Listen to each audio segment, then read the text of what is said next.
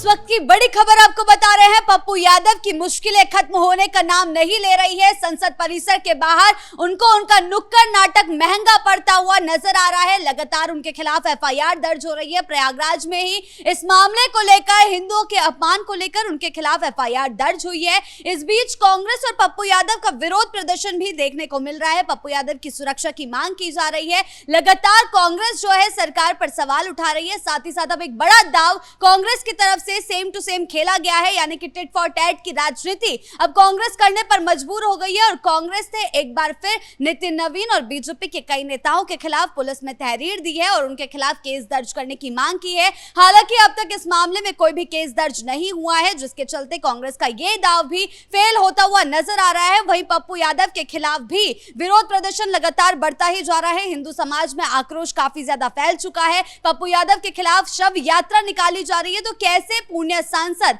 इतनी मुश्किलों में फंस चुके हैं, कैसे अब उनका क्या होने वाला है, क्या उनकी सांसदी पर तलवार लटक रही है, क्या उनकी सांसदी अब खतरे में पड़ चुकी है, इसी पर ज्यादा जानकारी के लिए मेरे साथ जुड़ रहे हैं मेरे सहयोगी स्वप्निल जी। सर, सबसे पहले बात करते हैं, जिस तरह से पुण्य सांसद फंसते जा रहे हैं, अब कांग्रेस ने एक नया दाव खेला है, तो इस दाव के बारे में क्या ये दाव काम आ पाएगा?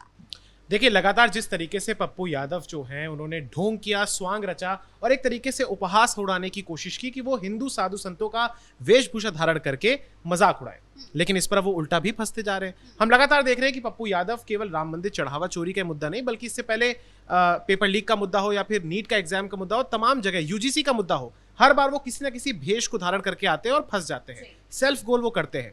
पप्पू यादव पर जिस तरीके से अब कांग्रेस भी, मुझे लगता है क्योंकि दरभंगा समेत कई जिलों में प्रदर्शन भी हुआ, लेकिन यह अब उल्टा साबित भी हो रहा है, क्योंकि आपने देखा कि समाजवादी पार्टी के रामगोपाल यादव हो या फिर अन्य नेता भी हो, वो गाहे बगाहे एक तरीके से पप्पू यादव का विरोध भी कर रहे हैं। तो मेरा ऐसा मानना है कि पप्पू यादव अब इस तरीके का जो प्रदर्शन आप विजुअल में भी देख रहे हैं, जो उन्होंने संसद के बाहर किया, मकर द्वार के बाहर, वो अब सेल्फ गोल साबित हो रहा है और वही फंसते हुए नजर आ रहे हैं। जी सर, जिस तरीके से तहरीर दी गई है और केस दर्ज नहीं हुआ है, क्या ये दाव भी कांग्रेस का फेल हो चुका है?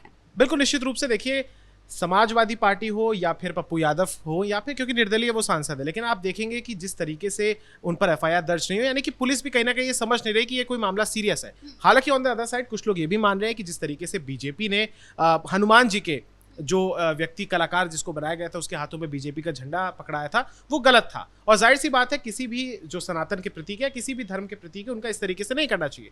लेकिन उनका जो इतिहास है, जिस तरीके का रहा है, वो बार बार आता है, रिफ्लेक्ट करता है और आपको दिखाई देगा कि इसी वजह से शायद उन पर एक्शन भी जो वो चाहते हो वो नहीं लिया जा रहा है। सर, पप्पू यादव के खिलाफ शव यात्रा निकाली जा रही है, जूते चप्पल उनको पड़ रहे हैं, तो इस मामले में वो किस तरह से फंसते हुए नजर आ रहे हैं? क्या आगे चलकर उनकी सांसदी पर इससे खतरा मंडरा सकता है?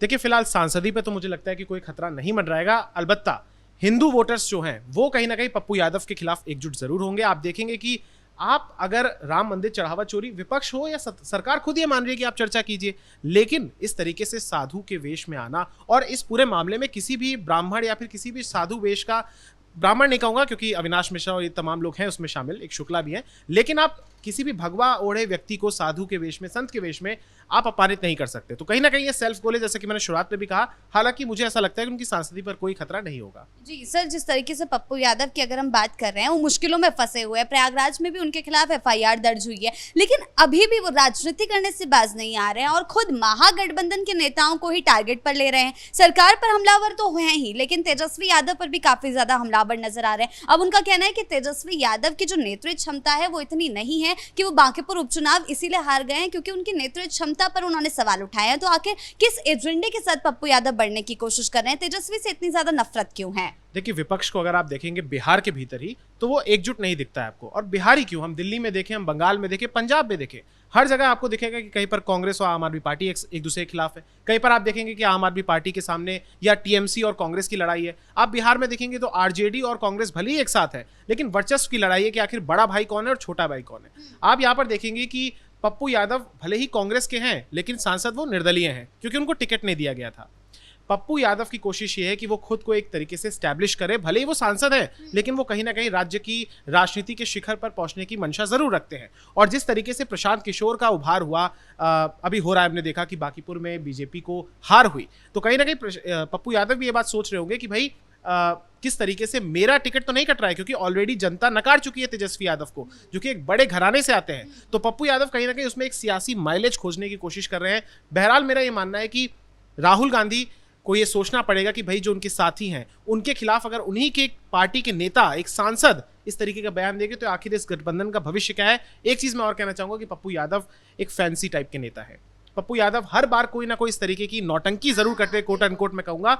वो लगातार ये कोशिश करते हैं कि मीडिया का, कैमरों की नजर पे वो आए, सोशल मीडिया पर ट्रेंड कराया जाए, लेकिन वो सफल नहीं होते हैं। लेकिन जिस तरीके से पप्पू यादव के खिलाफ अगर हम बात करें तो 41 मुकदमे पहले से दर्ज है, कई गंभीर धाराओं में मुकदमे दर्ज है। पिछले दिनों वो जेल भी जा चुके हैं, फिर रिहा भी हुए हैं, लेकिन फिर भी वो बाज क्यों नहीं आने का नाम ले रहे हैं? क्योंकि इस तरीके का नैरेटिव, हिंदुओं का अपमान करना, इस बार हिंदुओं में काफी ज्यादा आक्रोश देखने को मिल रहा है। हिंदू समाज कह रहे हैं कि उनके खिलाफ यात्राएं निकाली जाएगी, शव यात्रा उनके खिलाफ निकाली जा रही है, उनके पुतले फूके जा रहे हैं। तो क्या पप्पू यादव अब किसी बड़ी मुश्किल में फंस चुके हैं?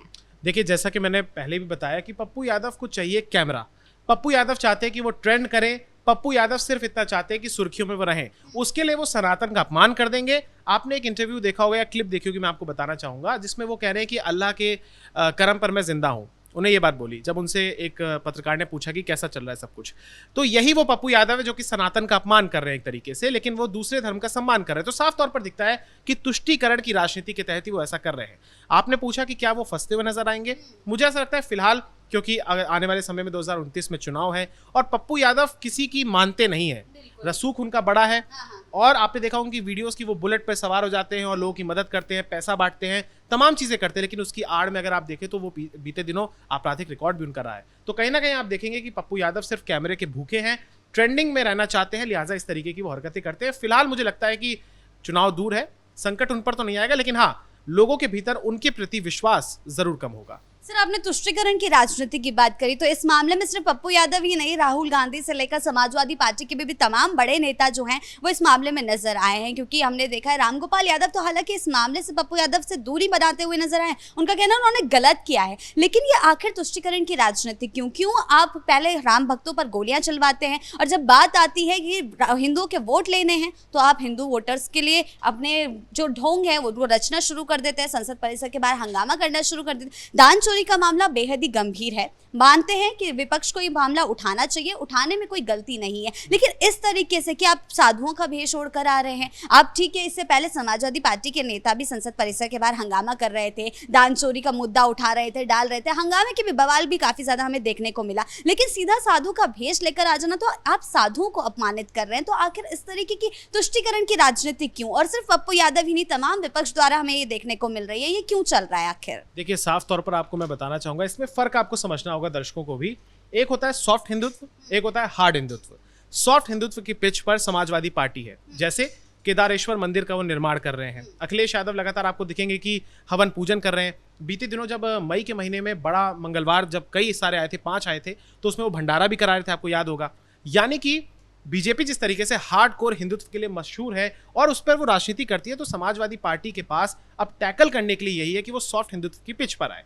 लेकिन आपको यहाँ पर 2 धड़ों में बढ़ती हुई दिखेगी सपा। एक धड़ा वो है जिसमें अवधेश प्रसाद, जिसमें अखिलेश यादव, डिंपल यादव है, और कहीं ना कहीं दूसरे धड़े में रामगोपाल यादव है, जिन्होंने साफ तौर पर विरोध किया। आप देखेंगे कि अखिलेश यादव हो या फिर डिंपल यादव हो या अवधेश प्रसाद हो, किस तरीके से जब दान चोरी का पूरा मुद्दा हुआ तो अवधेश प्रसाद आए और वहां पर उन्होंने भगवान राम की, पप्पू यादव ने जब तस्वीरें लटका कर रखी थी, लगा रखी थी, तो गिरी भी जमीन पर। और उसके बाद जब वो मीडिया को बाइट दे रहे थे तो वहां पे आपने देखा होगा कि किस तरीके से अवधेश प्रसाद आकर उनका गला पकड़ते हैं। वो व्यक्ति का गला नहीं पकड़ रहे थे, वो पकड़ रहे थे उस साधु के भेष में जो व्यक्ति खड़ा था।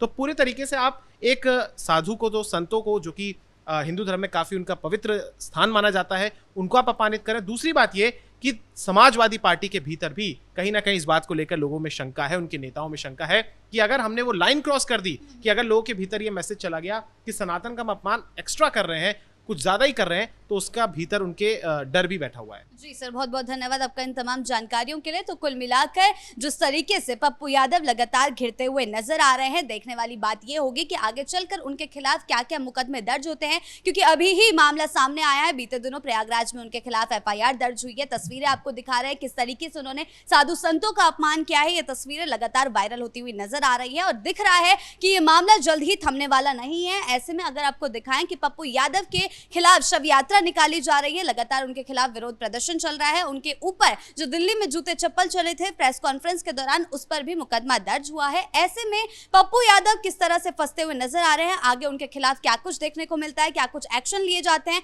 ऊपर से कांग्रेस की बात करें तो कांग्रेस भी इस दाव को पलटने की कोशिशों में लगी हुई है, लेकिन फेल होती हुई नजर आ रही है। अब ऐसे में पप्पू यादव की मुश्किलें किस हद तक बढ़ती है, इस पर हमारी नजरें जो है बनी रहेगी। ब्रेकिंग न्यूज में फिलहाल मेरे साथ इतना ही। कैमरा पर्सन अशोक भारद्वाज के साथ मैं शिवानी रतूड़ी, कैपिटल टीवी बिहार।